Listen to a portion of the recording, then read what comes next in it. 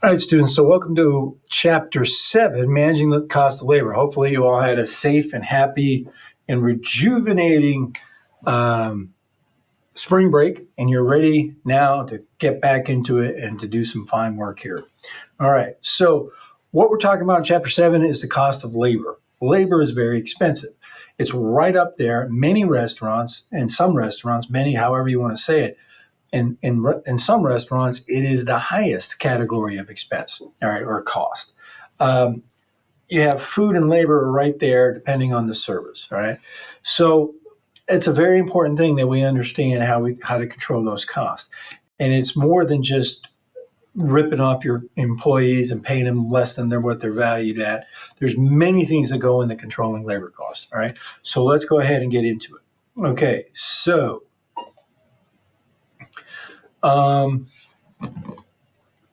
chapter outline, we're going to be talking about labor expenses, evaluating labor productivity, maintaining a productive workforce, measuring the current labor productivity. Productivity is in there a lot, right? Managing payroll costs and measuring labor-related costs. Labor and payroll are two different words. They're very related, but they're two different words. Let's talk about that. Payroll is a term that refers to salary and wages only. Many times people use the word payroll and payroll and labor cost as interchangeable. They are not. Payroll is a labor cost, but it's not the only labor cost. All right. Payroll is two things and two things only: wages and salary.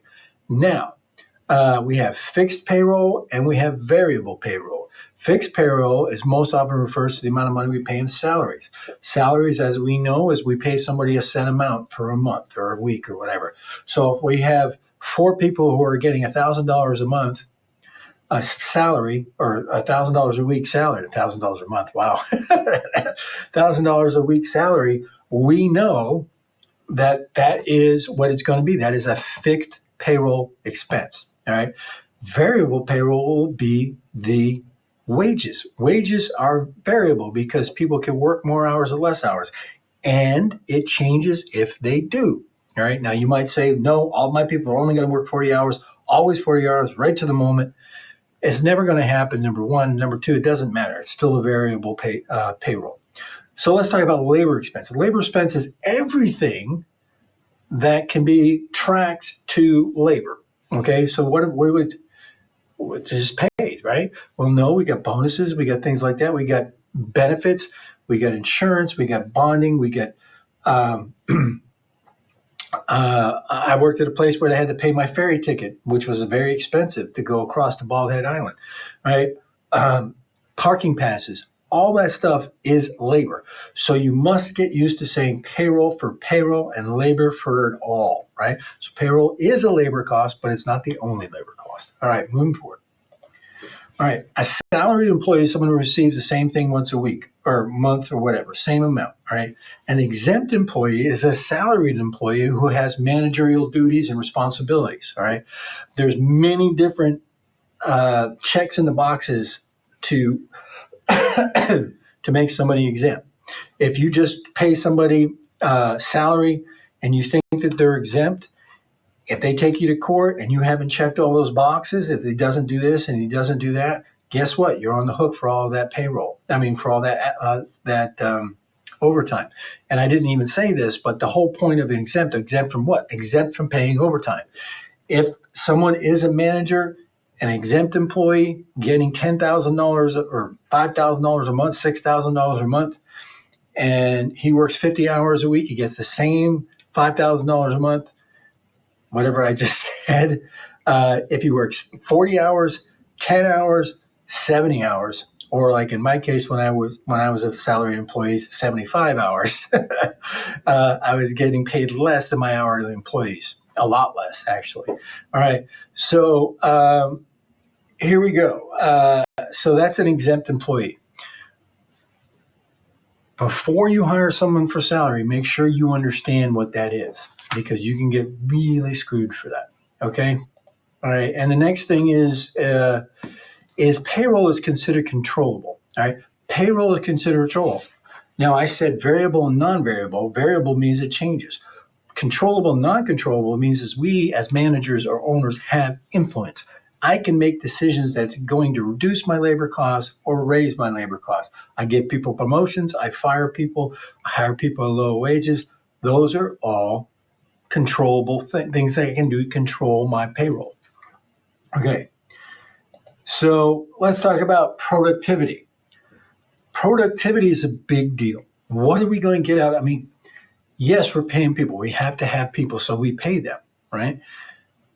Sometimes people think that they should get paid to do nothing, and that's not right. Okay, that is low productivity. All right, so output divided by input is a productivity ratio. What do I mean by that? We have 60 guests, we have 4 servers.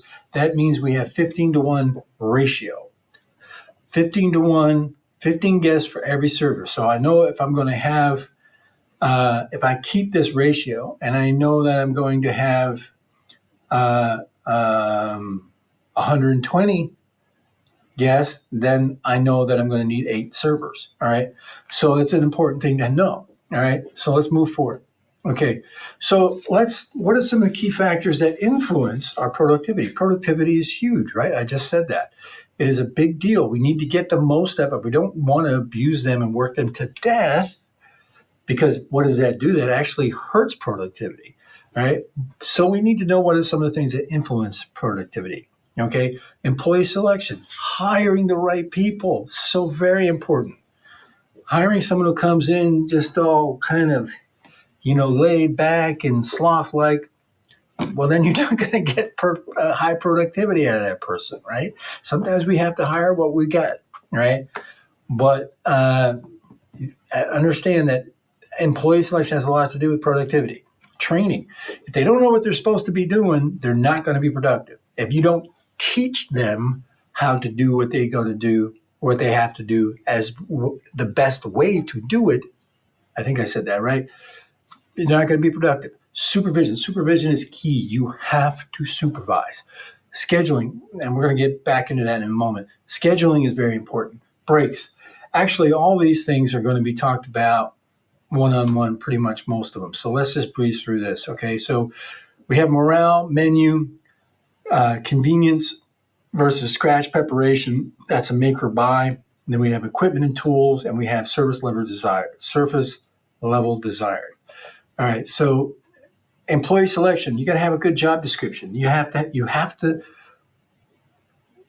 If you go fishing for mackerel, but you put the bait that gets trout, you're not going to get your mackerel, right? So we have to put out the right bait, all right? Job specification is listing personal characteristics needed, all right?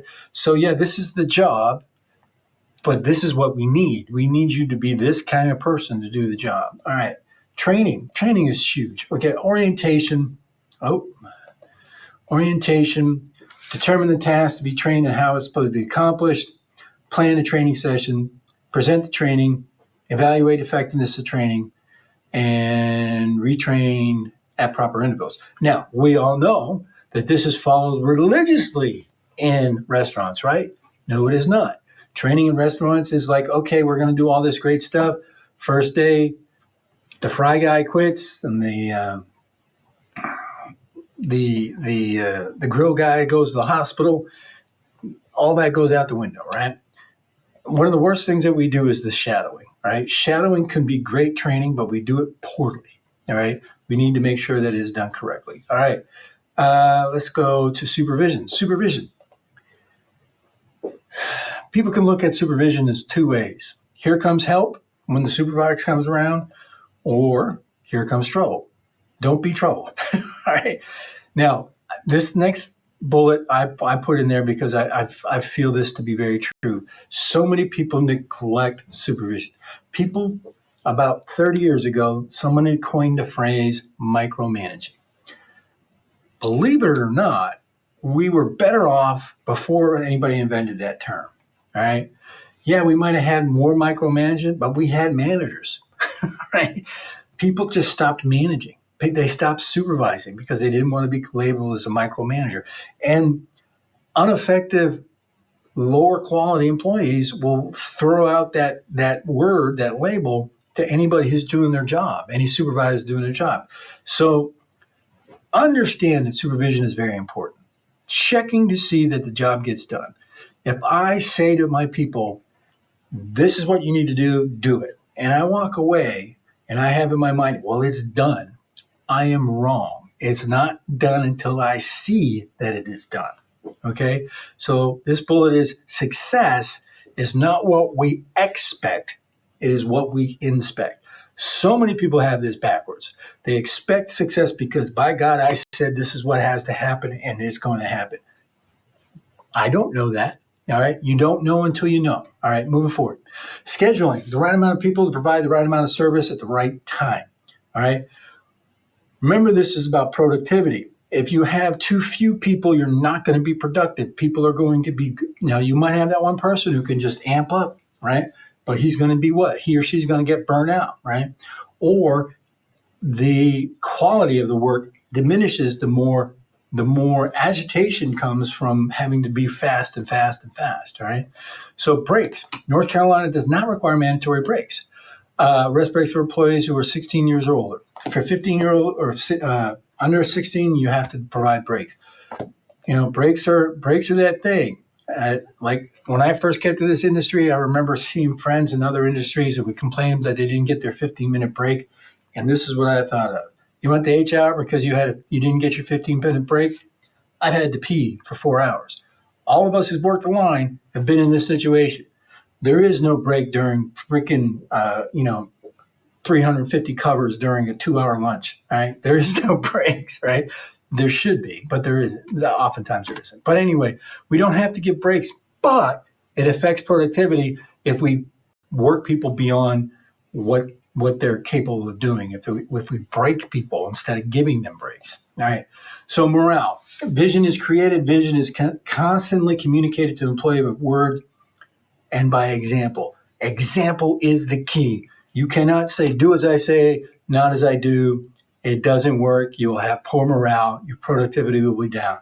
Vision is shared by embracing management and embraced by management and employees. We get on board together. This is our vision. We're going to do this. We're going to have this type of restaurant, right? Indicator of morale is low turnover. High morale means low turnover. If people are only leaving to go to college, to return back to college and stuff like that, then our morale is high. If people are leaving for no reason, there's a reason, and this morale is low. Okay, so that's this first video. I'm going to do maybe 1 or 2 more videos for this chapter. So I'll see you on the back end. Okay.